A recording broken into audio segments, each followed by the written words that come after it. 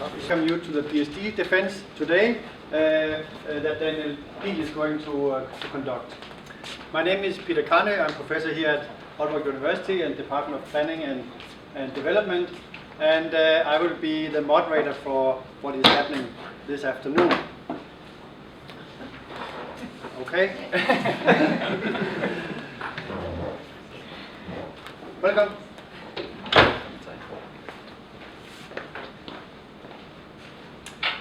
And we have Daniel Pihl, and we have his dissertation, The Making of an Energy Renovation, which is the work we're going to discuss today. Yes. We have supervisor, Susa George, welcome to you from Department of Planning. We have also an assessment committee that consists of member 1, Professor Harald Rohracher from Linköping University, Department of Thematic Studies.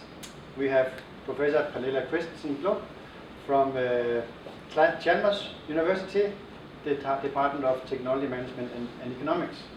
And we have the chairman of the committee, Hanne Lindegaard, sorry, a colleague from our department. I'm just coming from the downstairs. Yeah. And on behalf of the faculty, I'm really happy for the work that you have done, and so far come here to evaluate the thesis.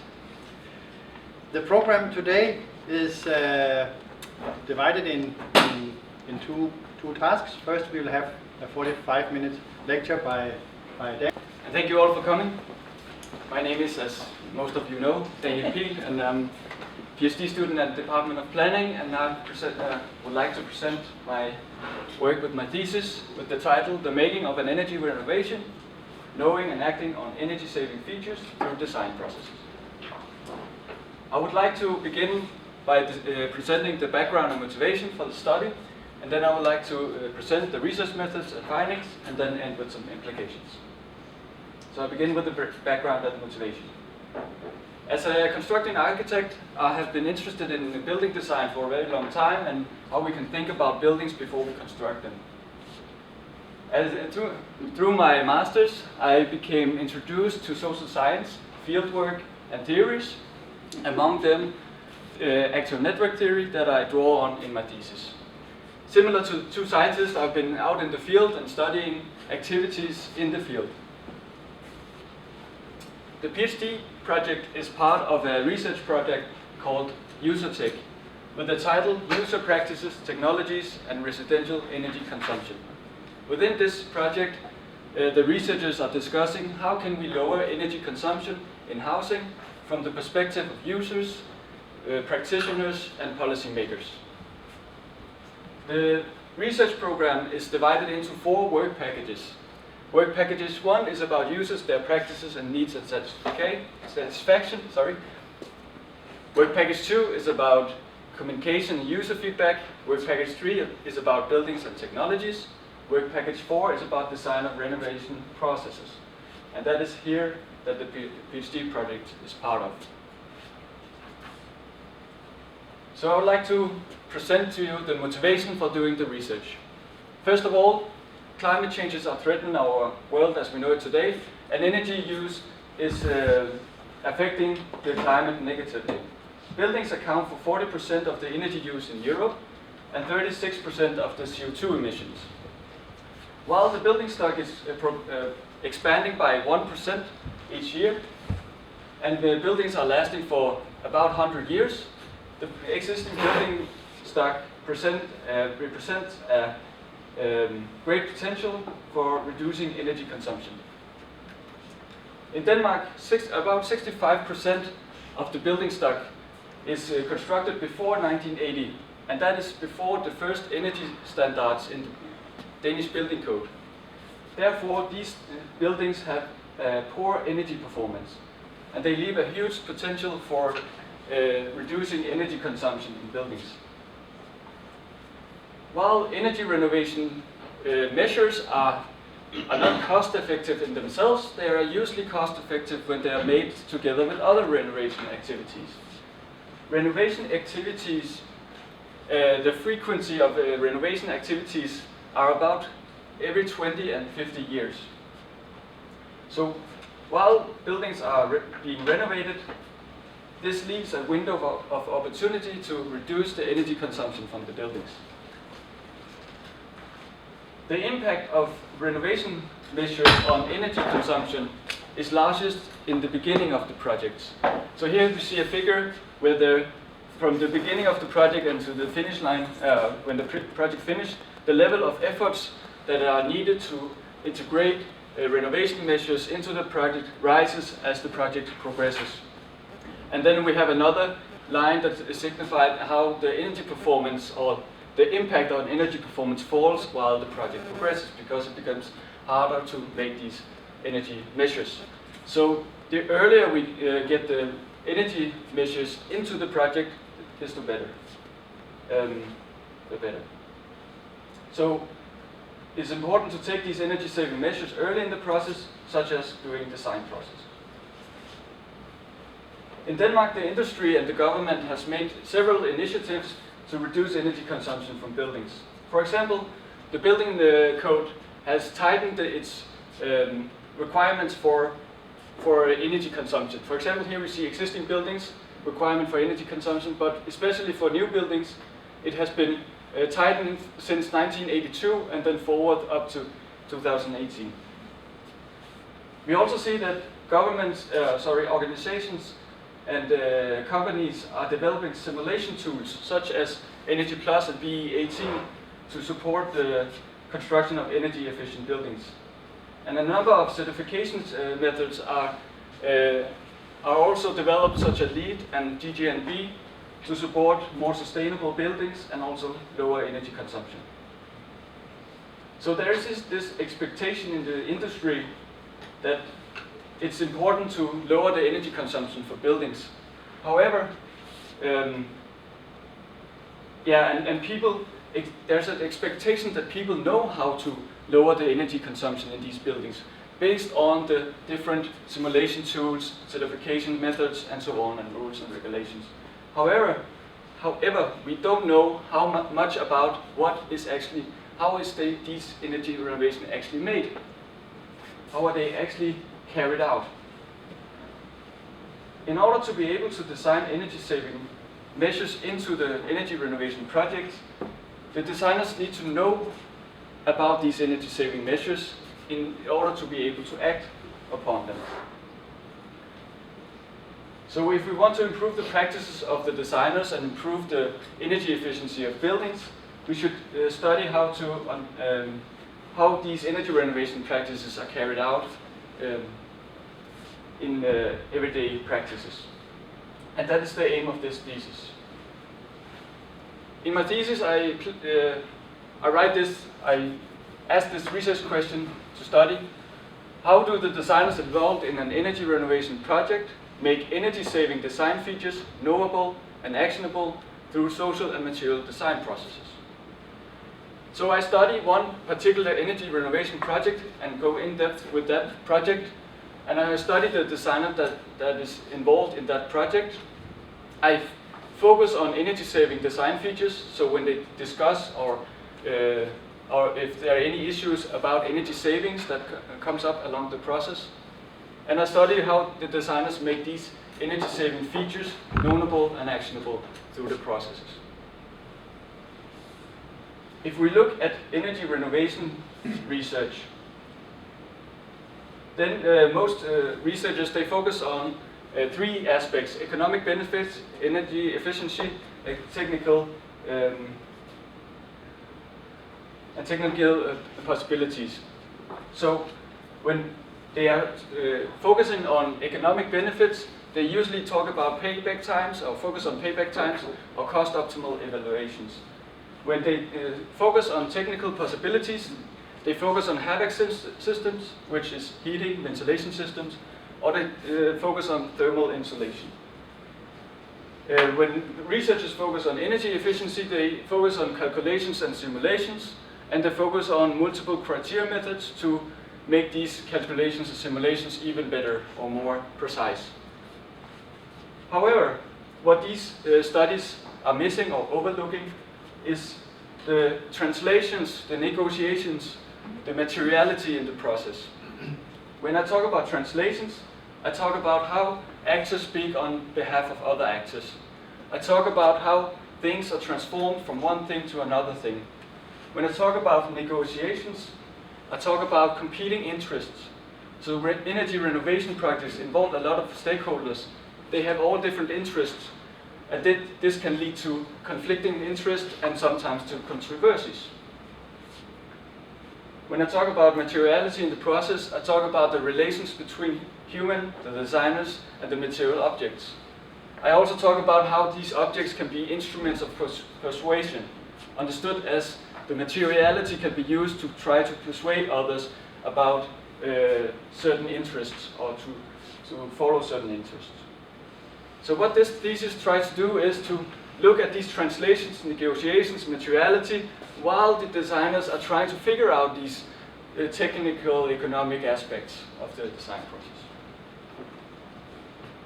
If we look at how researchers they are describing energy renovation processes or design processes in energy renovations, they typically illustrate it with a linear progression. So typically they go from, in this case there's a research paper where they present as they're beginning with the needs of a renovation and through a series of steps, including design, and then they end with the user phase. So they describe it as a series of steps or tasks or decisions that are important to make during energy renovations. Another example of a description of the design of an energy renovation is a phase model where a series of steps in phases and focus areas for each phase represents the energy renovation project. What these studies they overlook is the complexity in which these design decisions are taken. They black box the activities that is going in these different steps and phases. And what I try to do with this thesis is to open up one such phase or step and then look into the everyday practices of designers to see how do they actually carry out such an energy renovation instead of theorize about the design process in this way. So what do I mean by knowing and acting about through design? I mean that if we see what, according to some building design researchers who draw on actor network theory, which I also do, they state that building designers do not see the whole energy renovation in itself. It's not like the energy renovation is there and they can grasp it. Instead, they are seeing the energy renovation through material objects. So each material object represents some aspects of the building design, but also leaves out other aspects. So the section drawing, the plan drawing, the description are all different aspects of the building design. Simultaneously, when you look at all these, then you might get some idea about the energy renovation project. But it's all through these relations to the material objects. Another set of researchers, building design researchers, also highlight that building designers, they are stabilizing different design decisions into the material objects. So through the process, they are agreeing on some aspects and then they stabilize it. In this picture, there is a concrete wall and there is a concrete flooring. These two things are stabilized in the drawing. They are already agreed upon, while the facade, the insulation, are still up for negotiation. They are not certain about this aspect yet in the process, so they are still negotiating that part. And that is how the designers gradually move to a more and more stabilized design project while they are negotiating some aspects. Furthermore, other building design researchers, Coleman White for example, says that material objects allow the designers to think about the building design as they make it. And the important point here is that it's through the making of these material objects that they sense the building design. It's through that they learn about the building design and can act upon the knowledge they gain from them.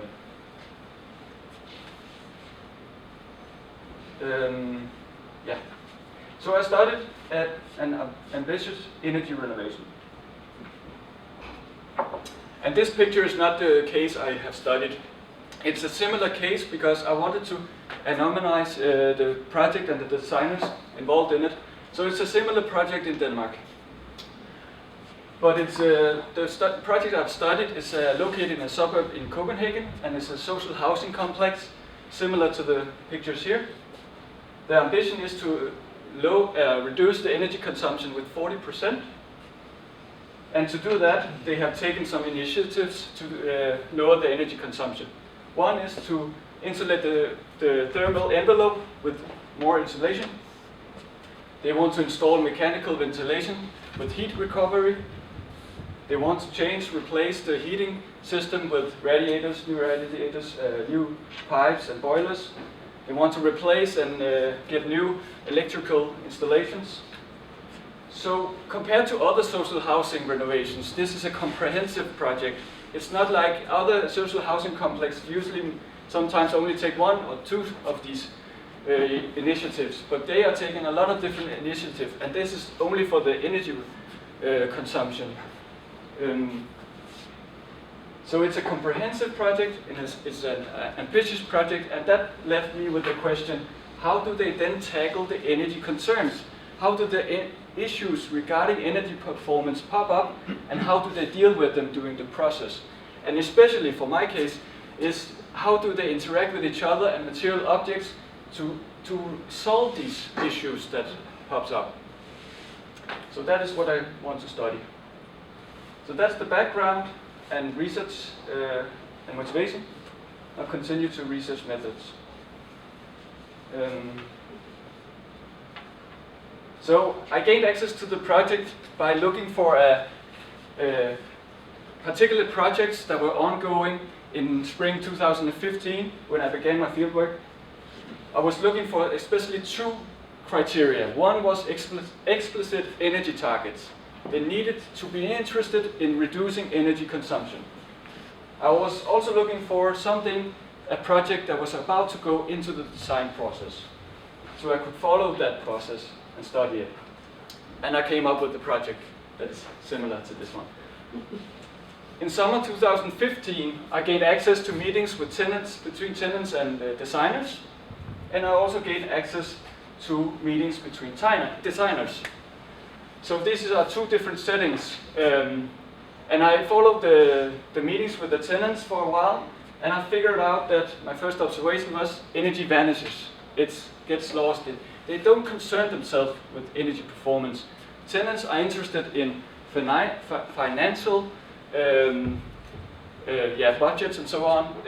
They are interested in tenants' interest, how does the apartment look, and can we get it built. But they're not interested in energy performance per se. So I will turn my attention to the designers instead, because they have to relate to it somehow. They have to prove that the design is complying with the building client's demands. So how do they do that? That led me to observations. Because of my interest in actor network theory, I was interested in how do people actually make this building. So I was interested in the actions that are taken and the interactions with the material objects. So I went into the meetings and observed them. First, I began with field notes, trying to capture the interaction through field notes. That was difficult. So I couldn't, they moved too fast, they were too complex, that didn't work. So I had to supplement that with something. Okay, then I began to take photographs of the interaction. However, this was also complicated because the pictures get blurry and I didn't capture the interaction I wanted, and when should I write, when should I take photos? So I took another step and I began to video record the meetings. Video recording allowed me to replay the interaction over and over again. So it gave me the opportunity to see it again and again. However, it's really selective data, but rich data I get from that video recording. I got hold of a handheld camera, and with the handheld camera I had the opportunity to have the whole room observed as the first picture, and the interaction over the table and what is said about, talked about, and so on. But I could also move over the shoulder and see the detailed interaction with the material objects. So it gave me both perspective on it. So I would like to introduce quickly the designers. So the designers, there was a project manager and a project architect. The project manager is a trained engineer, and they're responsible for parts of the project. So the project manager is responsible for the engineers with different backgrounds. We have construction engineers, plumbing, ventilation. But we also have a set of architects that works on the project, and the project architect is responsible for their work. Then we have some construction architects as well, and they are helping the architects with their work. We also have construction architects working with the engineers. However, they didn't participate in the discussions about energy performance. So any discussion about energy issues, they were not participating, so they are not included. All these participated somehow in the energy issues that I will present shortly. So that's the design team. Then we also have some specialists. For example, an energy consultant who is a trained engineer. And in the firm they also have fire safety and acoustic engineers and so on. But the energy consultant, of course, he was also related to the energy issues. But compared to the other design team members, these design team members, they were working on the energy renovation daily. Perhaps they had one or two assignments on the side, but they were working on the renovation project daily. The energy consultant, he's hired on 4 to 5 projects and working on several projects. And his time, he wasn't there, or he was, and there are many perspectives on how to study it and how to approach it. There are also many different ways to measure it, and so on and so forth. So I was looking into the building code, and then I saw how do they describe important aspects of energy performance of buildings. They talk about thermal envelope, they talk about space heating, they talk about domestic hot water, cooling, ventilation, lighting, and renewable energy sources. So I was thinking, okay, if I then look for talks about thermal envelope as well as installations, then I perhaps get something about energy performance. So during my field study from April 2016 to June 2016, I studied 7 meetings, and I looked for controversial moments or discussions. Controversial in the sense that they are problematic for the designers, they are issues that take a lot of the designers' attention and time. And a discussion about thermal bridges came 2 times those meetings. Then a discussion about basement insulation happened at all of the meetings.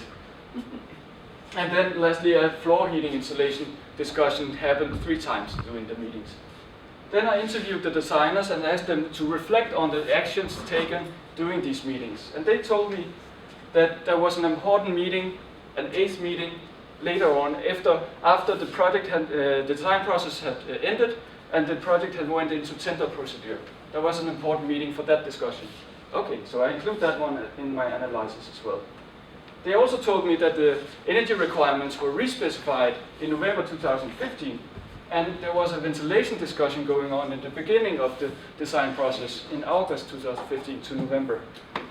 So I include that as well in my thesis. So these 5 topics are part of my thesis, and I'll elaborate more on that in the thesis. For the purpose of the presentation, I would like to focus on the 8 meetings here. So now I'll go into findings.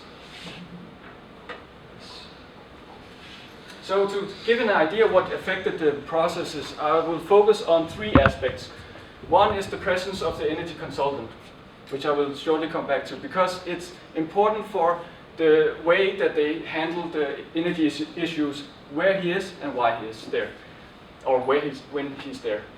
And then there was an issue about the disagreements between different designers that had different opinions about the energy issue. And I will describe how to resolve that issue. And then there was an issue about conflicting demands for building component and how they resolved that issue as well. So these 3 issues I will present to you.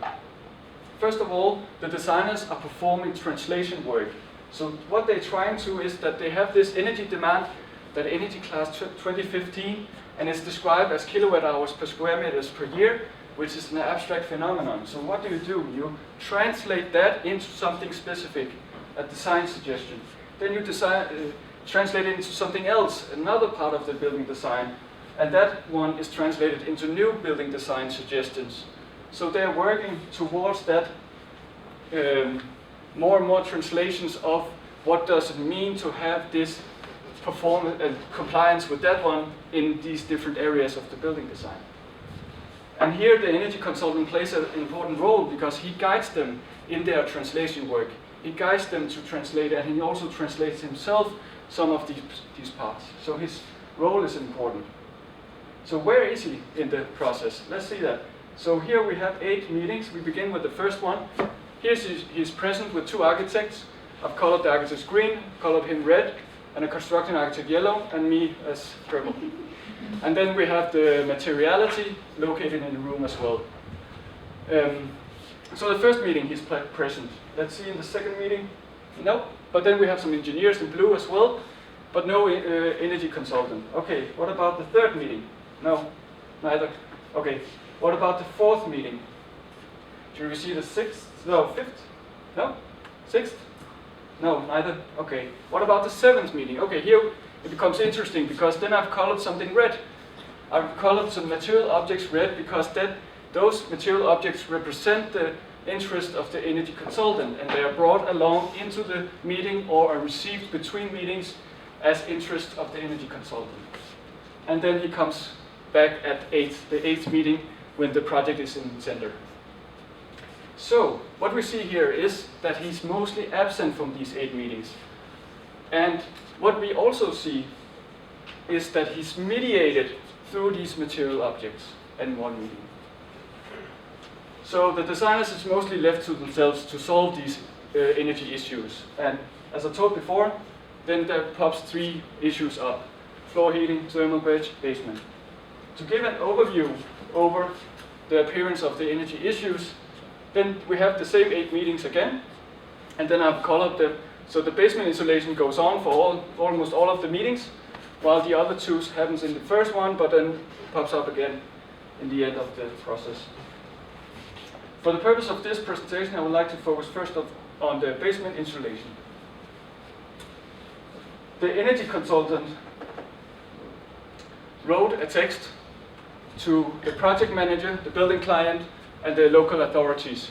This is a time where this is happening before the 8 meetings, so it's prior to the 8 meetings. And he's writing this text because they're applying for building permit. So in the text he writes, the basement insulation is undecided. He don't know how it should be specified. He wants to study further how the existing buildings looks like and if there's insulation in the basement before the renovation. According to the project manager, he has spoken with the energy consultant, and the energy consultant has told him how he wanted to how the specifications for the basement insulation should be. However, he did not write anything down, he did not draw anything. So it's only by spoken words that the project manager knows about it. Here we see a section through an existing building, and we see that they have already some insulation in the existing building. At the bottom of the floor, between first floor apartments and the basements. And then the designers are faced with 2 design options. Either they insulate the whole floor and separates the warmth from first floor apartments and the basement, or they insulate on the walls and then make the basement warm instead. And that is the question the energy consultant had in the text. Is there already existing insulation on the walls? But the discussion going on here is about those 2 design options, floors or walls. So if we look at the design meetings that I have observed, I would like to highlight meeting 2, 5, and 7. Because if we follow one of the architects here, she has an important role in this discussion. So first of all, she questions the other designers' statements about basement insulation here. And she also questioned it again in meeting 5. But however, in meeting 7, she doesn't question it anymore. So what happens? Why doesn't she question this anymore in the 7th meeting? So if we go to the 2nd meeting, there's a constructing architect that asks the other designers, how is it with the basement insulation? How should it be insulated? The others, the project manager, the constructing architect answers that it should be on the floors. And then he confirms, okay, on the floors, I understand. However, then the architect sitting here, she questions their statements because she thought that the energy consultant had talked about the walls around the building. So she makes a hand movement out in the meeting room to tell them about, okay, I think it should be insulated on the walls instead. So we have a conflict between the two statements. So the project architect sitting here asked her, could you talk with the energy consultant to confirm which one of the two situations should we take and design? So later on the 5th meeting, again, an architect asks the others, what about the basement insulation? So the project architect states, it should be on the floors. On the floors. And other architect then says, yeah, we shouldn't do anything on the walls, it should be on the floors. Okay, and he confirms it, okay, so I understand it like this, yes. But then, again, the architect looks into her papers and is confused. But I think it's about the walls, it's not about the floors. You're making this wrong. So I'm not certain about this. So again, we have the confusion, we have the uncertainty, what should it be? And the project manager then asks her, could you check? Could you ask the energy consultant to confirm which design decision we should go with?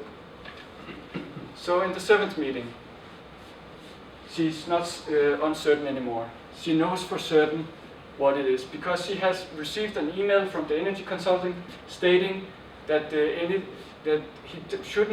shouldn't do anything with the basements. They shouldn't insulate more on the floors or the walls.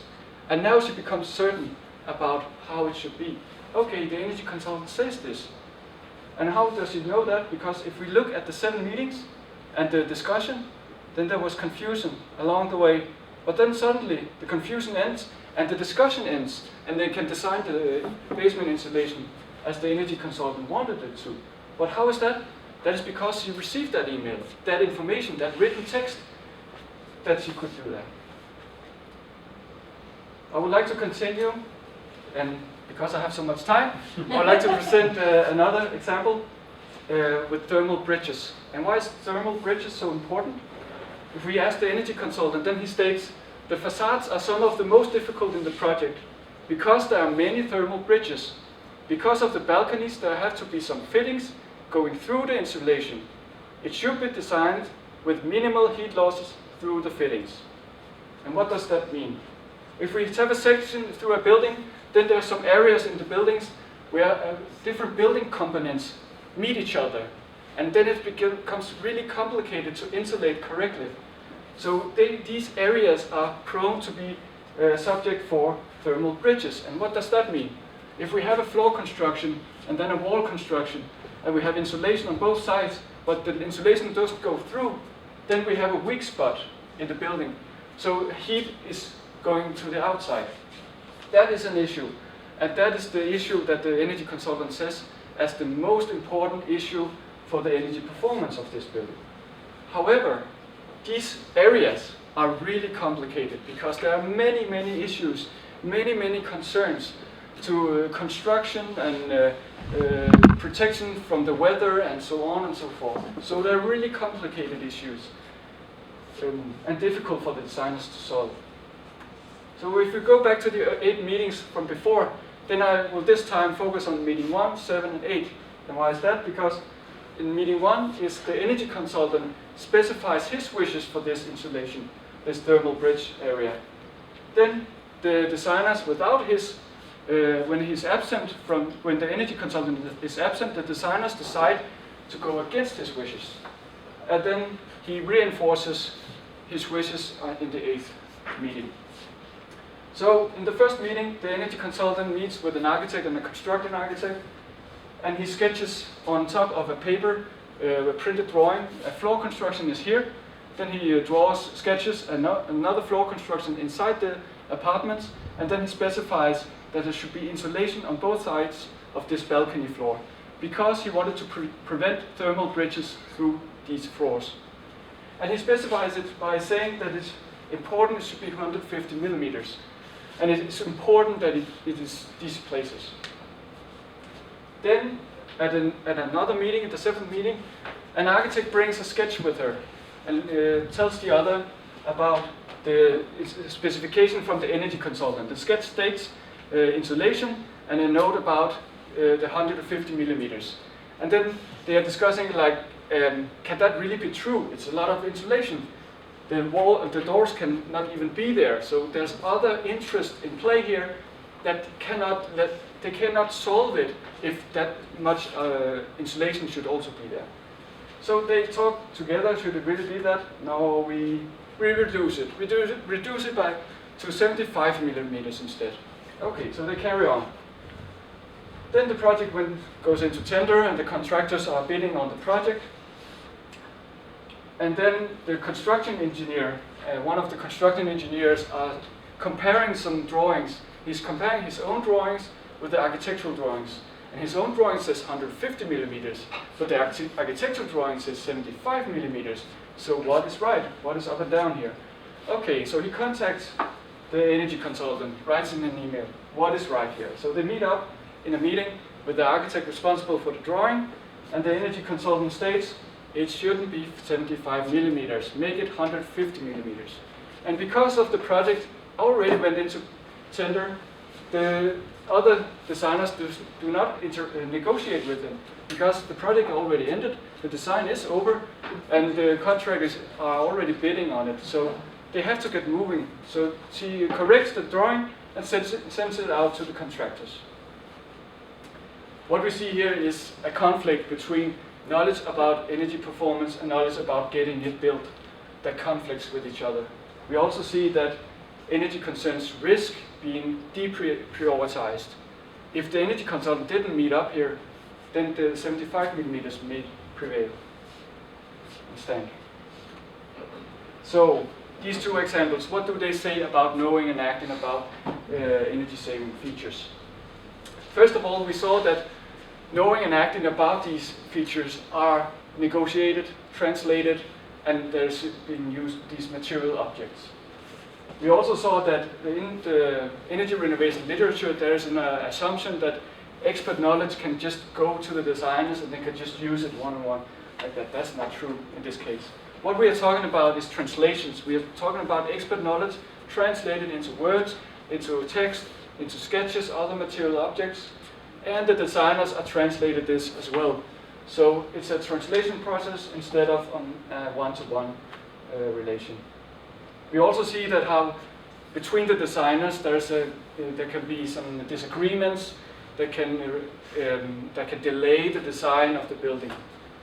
We also saw that the knowledge about how to reduce energy consumption conflicts sometimes with how to get the renovation built. And we saw the important relation between designers and material objects play out. Okay, I'm pretty quick here. So, the implications of this study. And I'll say a few implications for practitioners and then for policymakers afterwards. So I begin with the practitioners.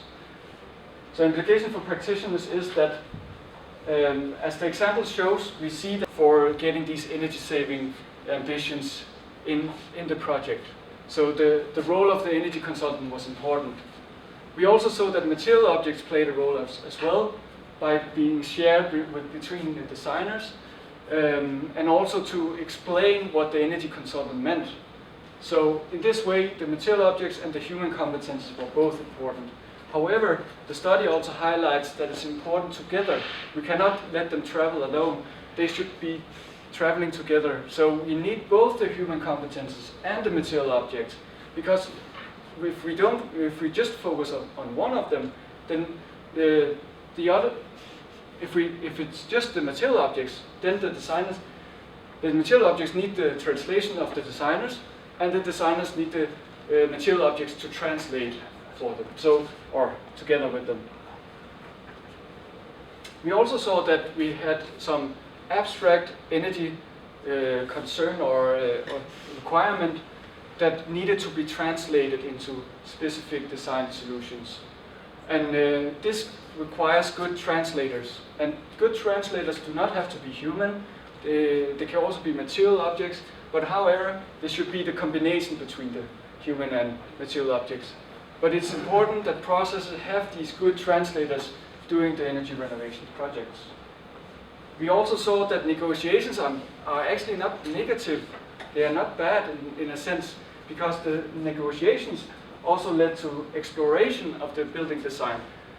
They also led to relations. The designers saw relations between different specifications and become aware about different issues. We also saw that negotiations align different interests. So when there is conflicting interest, then the negotiations might help getting the interests in line. And then I will end with some implications for policymakers. Policymakers typically focus on building regulation, on energy efficiency, certification of energy performance, promotion of energy performance simulations. And we can all agree that these are important aspects to reduce energy consumption. However, what this study shows is that we also need to focus on the practical making of energy renovation. We need to learn from these practical making of the energy renovation in order to improve the processes, in order to improve the energy efficiency of buildings.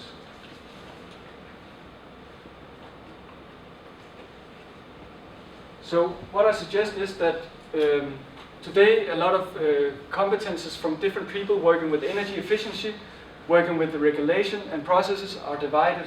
So what policymakers might do could be a combination between these competences. So if we collect the competences of people working with energy efficiency, people working with regulation, and people working with processes, then maybe we can get better insights into the practical making of energy renovations and then improve upon these processes. That is all I had for you today. Thank you very much.